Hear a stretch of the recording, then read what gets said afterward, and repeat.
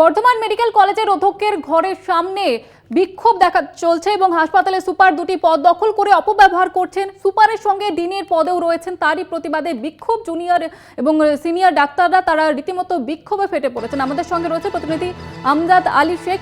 আমজাদ, কি অভিযোগ উঠছে ঠিক?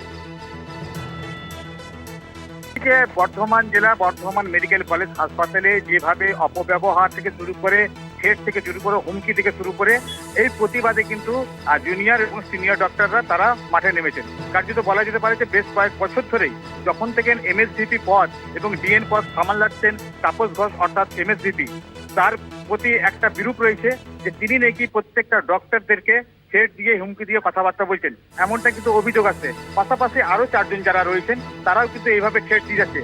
বলা যেতে পারে যে একটা রাজনীতি মহল তৈরি হয়েছে বর্ধমান মেডিকেল কলেজ হাসপাতালে, আর এই নিয়ে প্রিন্সিপালের কাছে তারা সরব রয়েছেন এবং প্রিন্সিপালকে পুরোপুরি বিষয়টি জানিয়েছেন। তবে প্রিন্সিপাল এই বিষয়ে কোনো উত্তর দিতে চাননি, তিনি বিষয়বস্তুটা ধরে রেখেছেন এবং উনি বলেছেন এটা কাউন্সিলিং হবে, তো কাউন্সিলিং এর পর জানা যাবে। অন্যদিকে ছাত্ররা যে সব অভিযোগ নিয়ে আসছে তাতে করে সিসিটিভি ফুটেজ তাদের কাছে রয়েছে, কিন্তু সিসিটিভি ফুটেজ আমাদেরকে দেয়নি বলে আমরা দেখাতে পারছি না।